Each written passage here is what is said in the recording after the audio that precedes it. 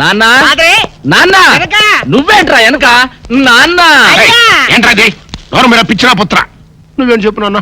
ఏంటి చెప్పేది? గూట్లో రాయి తెచ్చి గుండ్ల మీద పెట్టుకున్నట్టు ఎక్కడో ఉన్న దుబాయ్ అని తీసుకొచ్చి రాణింట్లో పెడతావా? కన్న కొడుక్కి ఇంత ద్రోహం చేస్తావా? నా రాణిని నాకు కాకుండా చేస్తావా? చెవులో పువ్వు పెట్టుకోరా అన్నయ్య. కాలీఫ్లవర్ పెట్టుకోరా పెద్దబ్బాయి, వారం రోజులు వాడిపోకుండా ఉంటుంది. కాలీఫ్లవర్ కాకపోతే అరటి పువ్వు పెట్టుకుంటాడు. గెలేసేంత వరకు ప్రాబ్లం ఉండదు. నువ్వు నార్మల్గా ఏరియాకమ్మా. చూడు పెద్దడా, ఆస్తి మొత్తం మనకి ఇచ్చేసి అమ్మాయిని మాత్రం తీసుకెళ్తానని ఆ వివేక్ నాకు స్వయంగా చెప్పాడురా. ఆస్తి వచ్చిన రాణి పోతుంది కదన్నా. ఆస్తి వస్తే అంతకి అంత కట్నం తెచ్చే మరో మహారాణి నీకు పెళ్ళవుతుందో. ఇదేదో నాకు డౌటే. నాకు అదే. అబ్బబ్బబ్బబ్బా, మీ ఇద్దరు కలిసి నన్ను మింగుతున్నారా? మాకు మాత్రం ఏం డౌట్ లేదు. మీరు లాభం అండి.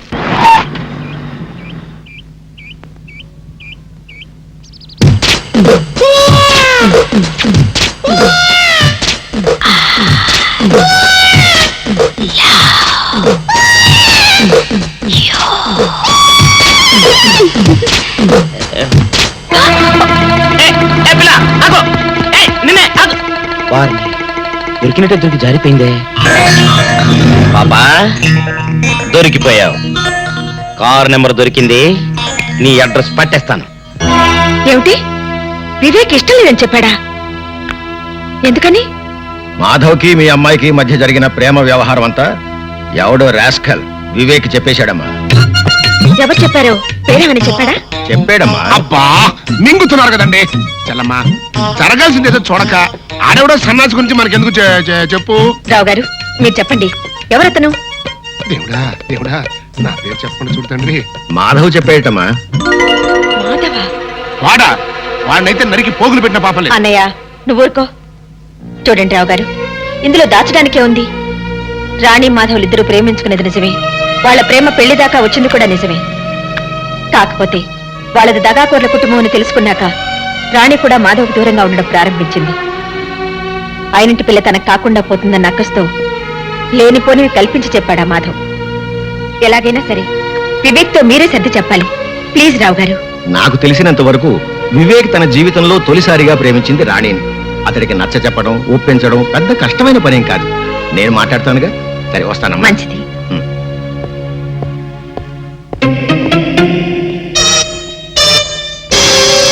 ఏంటి చెల్లమ్మా ఆలోచిస్తున్నావు?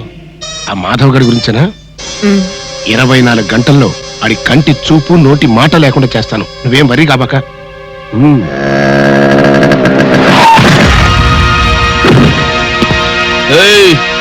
ఏందే కళ్ళు కనబట్లా? కళ్ళేంట్రా, నీ ఒళ్ళు కూడా క్లియర్ గా కనిపిస్తోంది.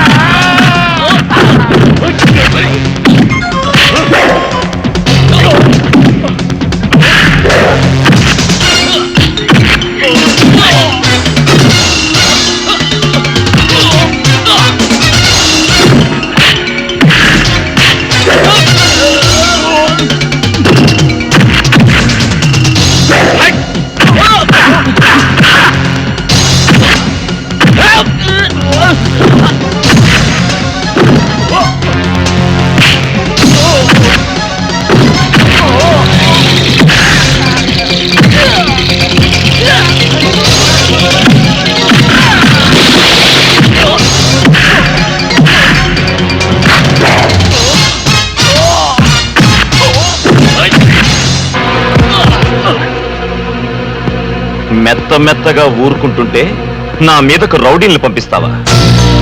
మనతో పెట్టుకుంటే ఎవరికైనా ఇదే పరిస్థితి. Be careful. ఏంటా లుక్? ఈసారి కొత్త ఎత్తు వేద్దామని ఆలోచిస్తున్నావా? నీకా ఛాన్స్ ఇవ్వను. నీ కళ్ళ ముందే నీ ఇంట్లో నుంచే నీ కూతుర్ని తీసుకెళ్లి పెళ్లి కాకుండానే కాపురం చేస్తాను. ఏం చేసుకుంటావో చేసుకో. రాణి, రాణి, రాణి రా వెళ్దాం. ఎక్కడికి? అవును నేను రాను. ఎందుకని? మనసు మార్చుకున్నాను. మార్చుకోవడానికి నీ మనసు ఏమన్నా బట్టల కొట్ట? ఈ చీర బాలేదని ఆ చీర, ఆ చీర బాలేదని ఇంకో చీర మార్చుకున్నట్టు? నీతో మాట్లాడనవసరం. తల్లిదండ్రులకు దూరమైన ఆడపిల్ల బ్రతికేమిటో రాత్రి స్టార్ట్ టీవీలో ఓ సీరియల్ చూసాక అర్థమైంది. నైట్ అంతా సీరియస్ గా ఆలోచించి ఓ నిర్ణయానికి వచ్చాను. ఆ నిర్ణయాన్ని మాత్రం ఇవాళ జీటీవీని చూసి మార్చుకోవని గ్యారంటీ ఏంటి? మార్చుకోను. ఎందుకంటే ఇవాళ నుంచి నేను టీవీ చూడటం మానేసి మా మమ్మీ చెప్పినట్టుగా వింటాను. That's my daughter. అవును మమ్మీ, ఇవాళ నుంచి నేను నువ్వు చెప్పినట్టే నడుచుకుంటాను. ఏమిటి ఇంకా నిలబడ్డావు? నా కూతురు ఈడ్చి ముఖం మీద కొట్టినట్టు చెప్పినా నీకు అర్థం కాలేదా? నీ కూతురేదో నా కోసం తెగ ఆరాట పడిపోతుంది అనుకుని వచ్చాను గాని దేశంలో అమ్మాయిలు కరువే కాదు. నేను కో అంటే కోటి మంది అమ్మాయిలు క్యూలో నించుంటారు.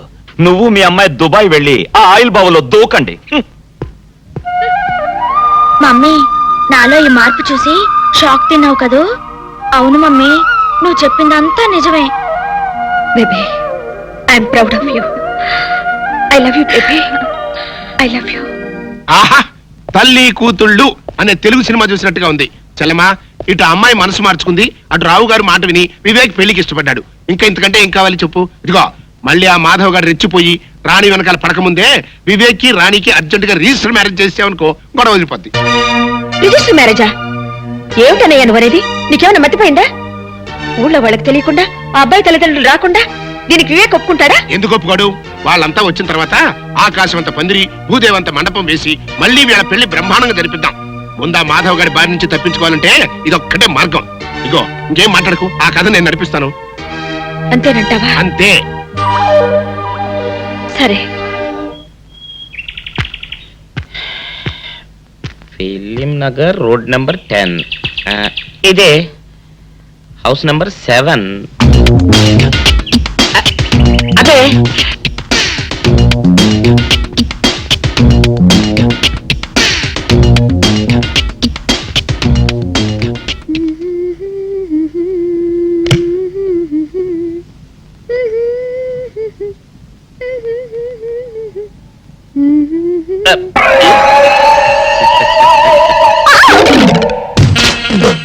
పాపా, నిన్న ఒకటి అడగనా? ఏంటది? మరి అడుగు. అదే, నువ్వింత అందంగా ఉంటావు కదా, మరి ఎవ్వరు దొరకనట్టు చూస్తూ చూస్తూ ఈ ఫేస్ ని ఎందుకు లవ్ చేసావు చెప్పవా? వదిలే రాజా, చెప్తే బాగోదు. మరదే పాపా పాపా పాపా పాపా చెప్పా చెప్పా చెప్పా ప్లీజ్. చెప్తాను కానీ నువ్వేమనుకోకూడదు. నేనేమనుకోను. కోపడకూడదు. కోపట్టమా? నిన్న హె, అది జన్మలో జరగదు. మొగుడు అందగాడైతే ఎప్పుడు ఏ ఆడది వల్లో వేసుకుంటుందో, ఎక్కడ ఏ సెకండ్ సెటప్ పెడతాడోనని కట్టుకున్న పెళ్ళం భయపడుతూ చావాలి. అదే నీలాంటి వాడు అనుకో, పగలు చూస్తే రాత్రి కల్లోకొస్తావని ఏ ఆడది నీ మొహం చూడదు కదా. అందుకే నా మొగుడు నాకే సొంతం అన్న టైప్ లో ఏరి కోరి నిన్నే లవ్ చేశాను. ఎలా ఉంది నా ఐడియా? అవును డాడ్, మీరు అడుగుతున్నారు కాబట్టి చెప్తున్నాను. నేను ఇక్కడ అమ్మాయిని చూశాను, ఇష్టపడ్డాను, పేరు Rani. No no no no no, మీరు అవునన్నా కాదన్నా రాణి నా భార్య అవుతుంది. That's all. విన్నావా బాబాయ్, నేను ఇక్కడ రాణిని పెళ్లి చేసుకుంటానంటే అక్కడ ఆయన. నీ సమస్య నాకు అర్థమైంది బాబు. దీనికి ఒక్కటే మార్గం. ఏంటది? రాణిని నువ్వు వెంటనే రిజిస్టర్ మ్యారేజ్ చేసుకోవడం. Register marriage? అవును బాబు, ముందు కోపం తెచ్చుకున్నా ఎంతైనా కన్న తండ్రి కదా, తర్వాత ఆయన ఒప్పుకుంటాడు.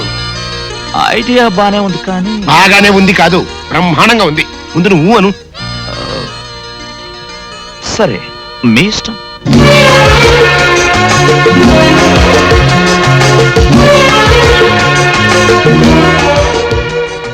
దండ మార్చుకోండి సార్.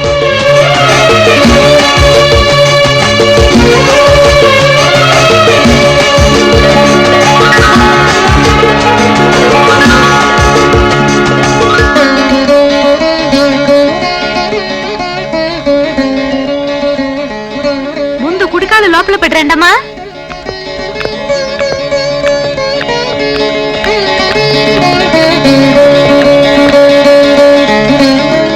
ఆహా చెల్లమ్మా, ఈ జంటను చూస్తుంటే ఇంటికి కొత్త కళ వచ్చినట్టుగా ఉంది. నేను అనుకున్నది సాధించాను. ఈ రోజుతో ఆ మాధవ్ పేడ శాశ్వతంగా విరగడైపోయింది. ఇవాళ నాకు చాలా ఆనందంగా ఉంది. మన ఫ్యాక్టరీ వర్కర్స్ కి 1 నెల బోనస్ అనౌన్స్ చేయి. అలాగే. మొదటి మోజులు రేగే వేళకి ప్రేమిస్తే ఏమిస్తా, నీతోనే జీవిస్తా. విరహ జాబిలి వేగే వేళకి వాటిస్తే ఏం చేస్తా, సోకుల్లో చోటి